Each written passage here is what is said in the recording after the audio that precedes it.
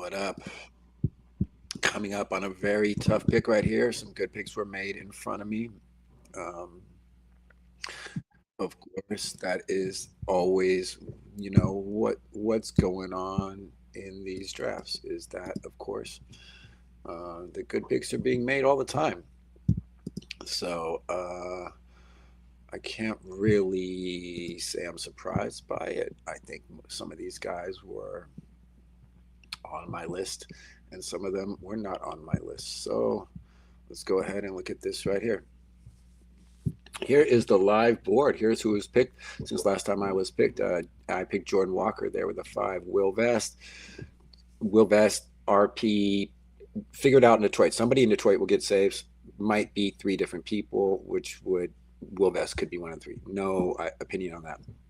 I've recently heard that the velocity is down on, don't hold me to none of this, but I heard that the velocity is down on Estevez, so Ursig, good pick there.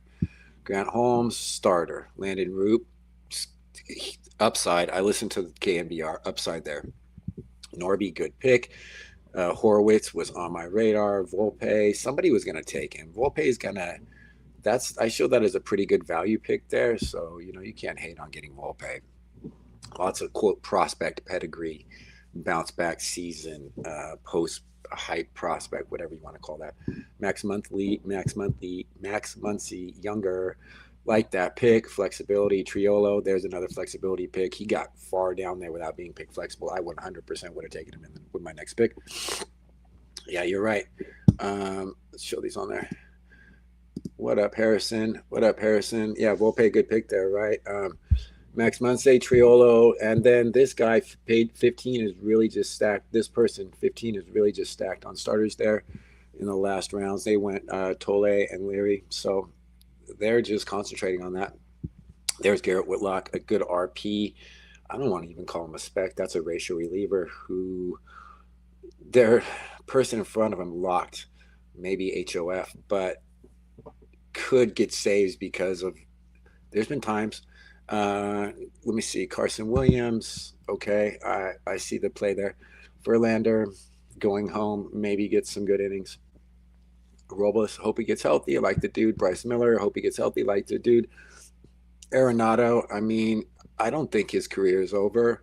His career as like a top fantasy player is over, but I don't know if that team needed third baseman. Let's see. That's probably not a bad pick.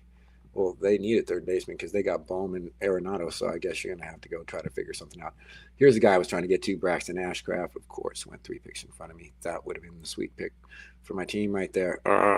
Moises Ballesteros, Jay Cronenworth, these are all at-back types picks. Cronenworth is a starter, so you're trying to get starters here if you can.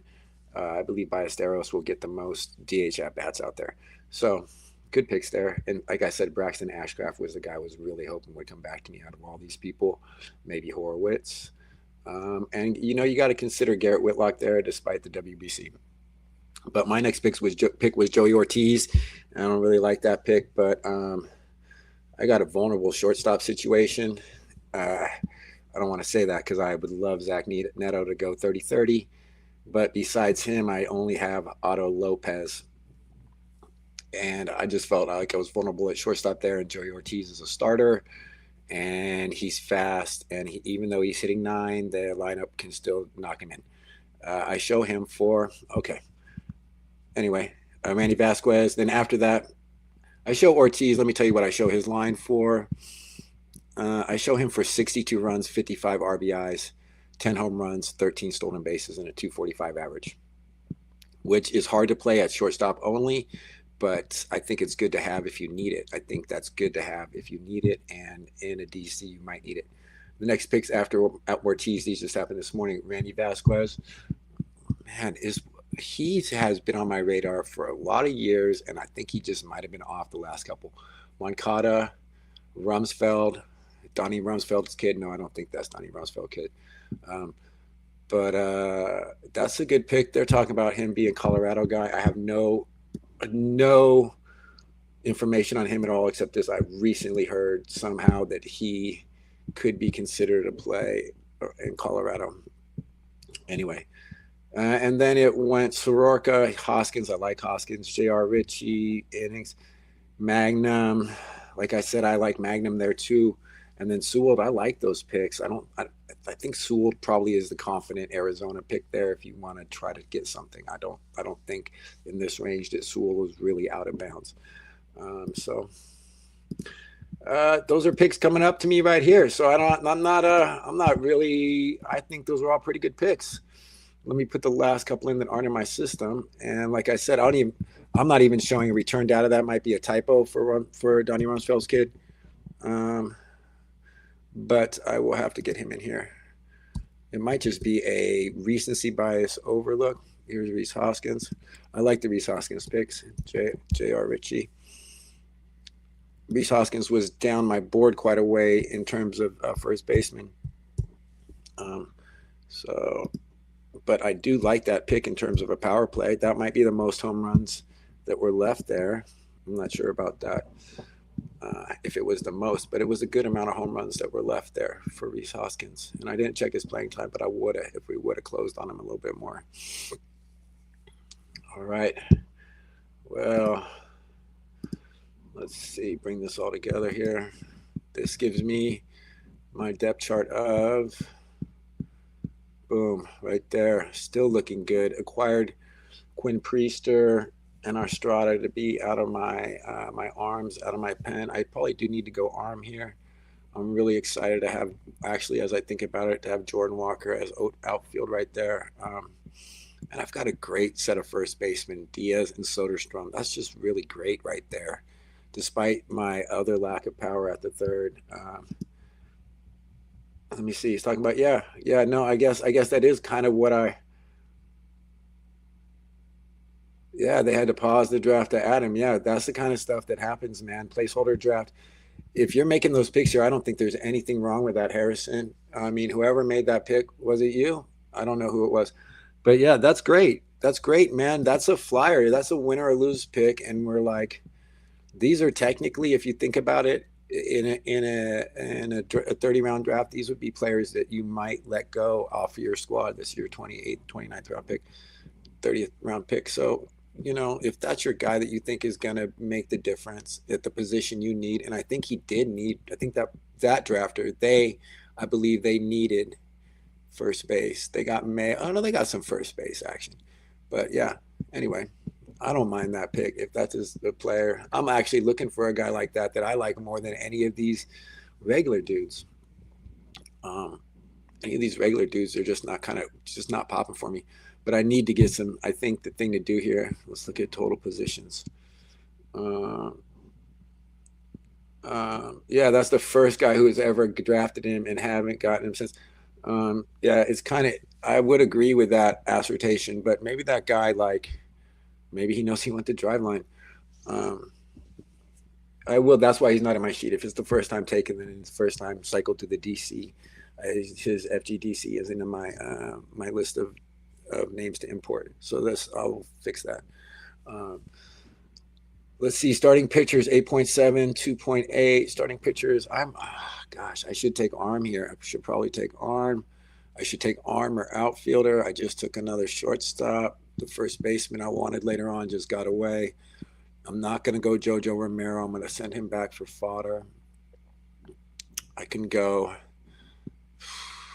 boy, my next pick would be down here to number 446 will be my next pick. So down here in 446, yeah, I take arm here and then hope Isaac Collins makes it down to me. As I looked at it, I think the best arm to take here is, despite the fact I already have Zebby Matthews, I will just say Soroka went. The arms I was trying to get was Michael Soroka, and he is gone. I would have probably maybe taken Paul Sewald there, Seawold, or however you say it, and I definitely wanted Braxton Garrett. So I took a hitter out here to get arm on the back. That's normally what I don't do it that way, but Garrett I would have taken on the front side. I would have taken arm in there if I could have taken my preferred arm, but I had no preferred arm there. And I guess I counted out that if all the arms got taken, I would be left with Taj Bradley. And I guess I counted up that I would be okay with that. So let me just look again and see if there's any of those players down the board like that guy took that could just really pop to me. There's a play here that probably wouldn't be a bad play, but I do think it is the smart move to stack innings against Zebby Matthews, because I don't want to say he's handcuffing, but I think I'm going to take Taj Bradley. I have 0 Bradley shares in my entire thing. I believe this would be the max on Bradley. Would this be the max on Bradley? Let's take, I mean, because I think that's accurate. I believe it would be the max on Bradley, unless this has been updated recently. My max is showing 416 here. I updated this like 2 days ago. So unless he went higher than this in the last 2 days, then this will be his max at pick number 425, at least recency, at least the recent max. So let's go. Let's take a look at him right here. I think he's like, I think he's a lock for that rotation. In terms of who do they got out there? They don't really got a lot of stuff. They got a lot of these kind of guys. So maybe that's why to take him. I'm almost assuredly going to take Taj Bradley here, almost 100%. Just want to get a little more diligence on him here. Let's see, how many innings do they have him going? See, where do they have him in? See, that rotation doesn't look that solid to me. He's in the middle of that thing, and I don't like Woods Richardson.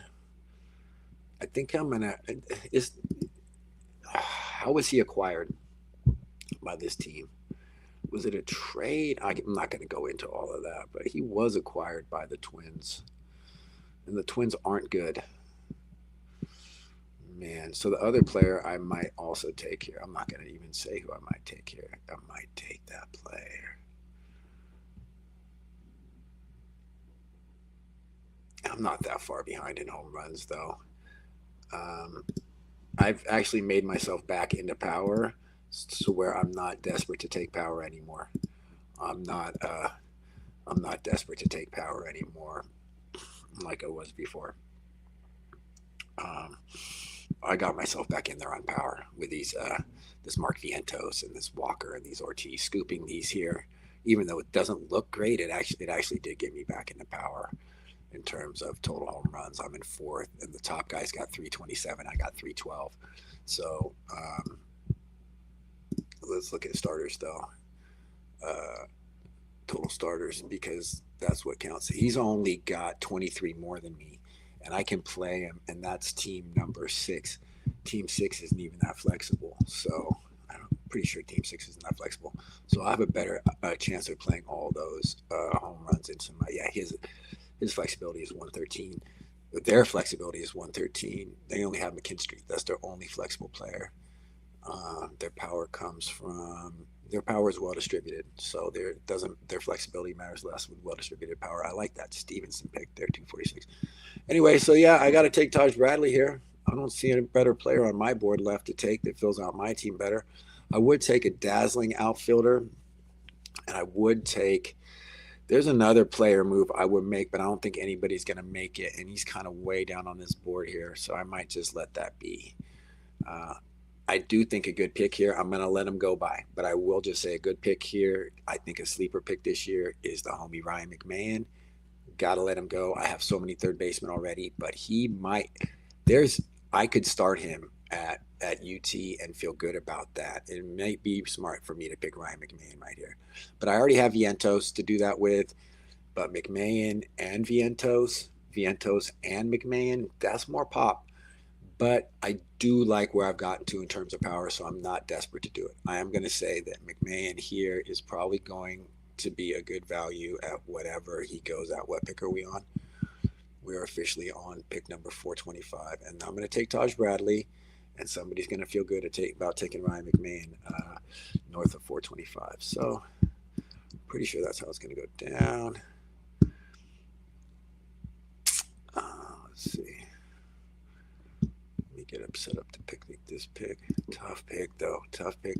These picks out here, these are like, I don't want to say these are the ones that win the league for you, but if you think about it, when I said this is a guy you're going to cut, Like, if you're going to cut this guy, then that's kind of sucky for you, because this is actually like, it's actually a valuable pick, because there's 20 picks more to go. Everybody after this is theoretically 20 picks worse. So got to make this one count, and that's why I'm a little reticent to go with just straight flyer. I'm going to take Taj Bradley, pitched in the big leagues before. He's not great, but can play matchups somehow, and I just got to get another pitcher here, so I'm going to draft him right here.